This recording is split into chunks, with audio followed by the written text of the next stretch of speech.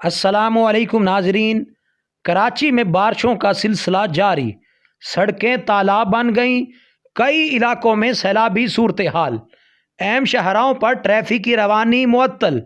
کراچی میں موسلا دھار بارش کا سلسلہ جاری ہے، جس سے شہر کی سڑکیں ایک بار پھر تالاب بن گئیں اور اہم شاہراہوں پر ٹریفک کی روانی معطل ہو گئی۔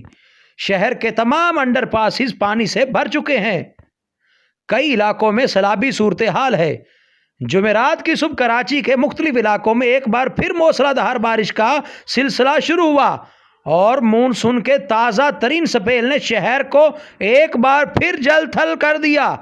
بارش کے باعث سخی حسن کے قریب نارتھ ناظم آباد کے پہاڑ سے آنے والا پانی آبادی میں داخل ہو گیا، جس سے سخی حسن، شادمان، انڈا موڑ اور اطراف کے علاقے بری طرح متاثر ہوئے۔ اس کے علاوہ ایم اے جناح روڈ پر سیکورٹی کے لیے رکھے گئے کنٹینرز بھی پانی میں تیرنے لگے۔ کلفٹن، پنجاب چورنگی، کے پی ٹی، مہران، ناظم آباد، لیاقت آباد کے انڈر پاسز میں پانی بھر گیا، جس سے انڈر پاسز کو ٹریفک کے لیے بند کر دیا گیا۔ ڈائریکٹر محکمہ موسمیات کا کہنا ہے کہ کراچی میں آج ہلکی تیز بارش کا سلسلہ جاری رہ سکتا ہے۔ بحیرہ عرب میں بڑھنے والا سسٹم کمزور پڑ رہا تھا، لیکن بارش کا سسٹم کمزور ہونے کی بجائے دوبارہ زور پکڑ رہا ہے۔ کمزور ہوتا سسٹم بلوچستان سے آنے والے سسٹم سے مل کر مضبوط ہو گیا۔ بلوچستان سے آنے والے سسٹم کے بقیہ حصے نے اسے مضبوط کر دیا اور دباؤ کے زیر اثر کراچی میں بادل برس رہے ہیں۔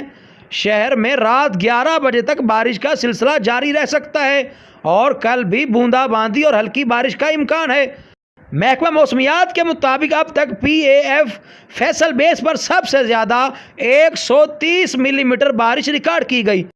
شہر میں بارش کے باعث کے الیکٹرک کے متعدد فیڈرز ٹرپ ہو گئے، جس سے شہر کا بڑا حصہ بجلی سے محروم ہے۔ کے الیکٹرک کے ذرائع کا کہنا ہے کہ کچھ علاقوں میں حادثات سے بچنے کے لیے بجلی بند کی گئی ہے اور بجلی بحالی کا وقت نہیں بتا سکتے۔ نشیبی علاقوں میں نکاسی کے بعد بجلی بحالی کا کام شروع ہوگا۔